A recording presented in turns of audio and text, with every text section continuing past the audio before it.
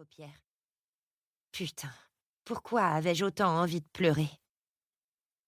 Simon commença à déboutonner mon jean et tout à coup, je fus submergée par les souvenirs de Michael.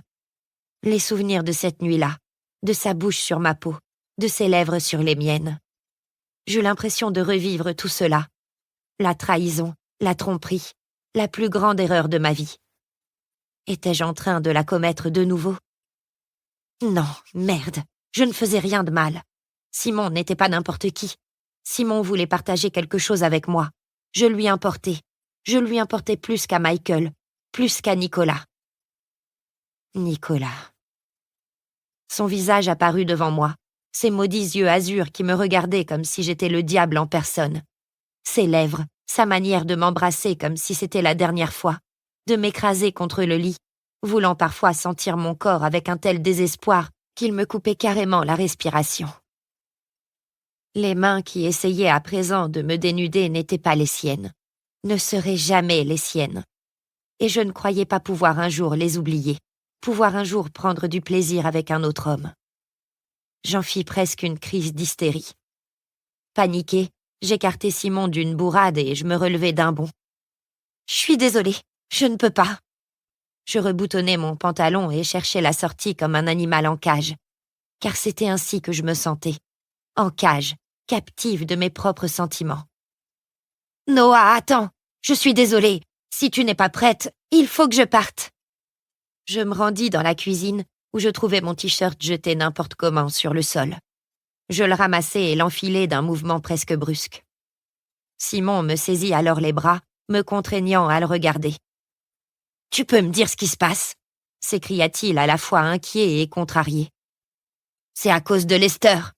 Parce que si c'est à cause de lui, je peux déjà te dire que je n'en ai rien à foutre du règlement de l'entreprise. Tu m'entends ?» Je fis non de la tête tout en essuyant une larme qui coulait sur ma joue.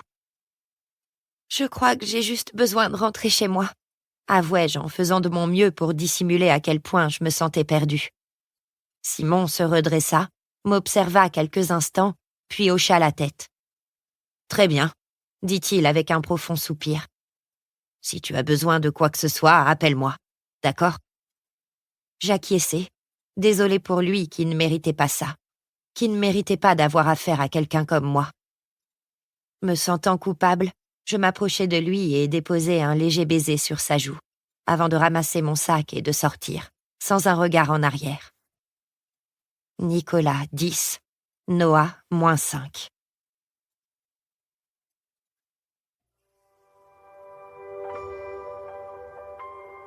Chapitre 2. Nick. Je ne la suivis pas quand elle partit en claquant la porte de la salle de réunion. Ce n'était pas le meilleur moment. Je savais bien que j'avais poussé les choses à l'extrême. Je m'étais comporté comme un véritable salaud. Mais penser à Noah en train de faire avec un autre ce qu'elle avait fait avec moi me rendait furieux, tellement furieux que même mon bon sens s'était remis en question. Je savais que c'était moi qui l'avais poussée à tourner la page, et je savais que ça signifiait que je devais la laisser refaire sa vie avec un autre. Mais depuis que je l'avais vue avec Simon, je ne cessais de me demander si je ne commettais pas une erreur. Je passais la nuit à tourner et retourner cette idée dans ma tête, et le lendemain, j'attendis impatiemment le moment de pouvoir lui parler seul à seul. À ma grande surprise, ce fut elle qui décida de se présenter dans mon bureau. Elle ne frappa même pas à la porte, ce qui ne fit qu'aviver mon envie de l'embrasser. Je l'observais ouvertement de la tête aux pieds. Son pantalon moulait son corps comme une seconde peau, et son haut, bien qu'élégant, collait trop à ces jolies courbes que je connaissais si bien. Ses joues étaient rouges et ses lèvres charnues légèrement enflées. Il me suffit d'un coup d'œil rapide pour comprendre qu'elle avait passé la nuit à pleurer. Elle s'approcha pour poser sur mon bureau la feuille qu'elle tenait à la main. Ma lettre de démission. Comme je ne suis que stagiaire, je n'ai pas besoin de 2 semaines de préavis pour que tu me trouves un remplaçant. Simon peut se débrouiller seul jusqu'à ce que vous embauchiez quelqu'un d'autre, si tel est votre souhait, dit-elle sans me regarder. Merde. Je me levai pour la rejoindre, mais elle fit volte-face avec l'intention évidente de sortir rapidement. Je l'attrapai par le poignet. « Attends, bon sang !» dis-je entre mes dents. Les lèvres serrées, elle se libéra d'une secousse et croisa les bras. « Ne démissionne pas, Noah. Ce n'était pas mon intention. »« Je veux partir. J'en ai besoin, » dit-elle en me regardant droit dans les yeux. « Pourquoi ? Pourquoi voudrais-tu quitter un emploi qui te rapporte plus que n'importe quel autre travail que tu pourrais trouver ?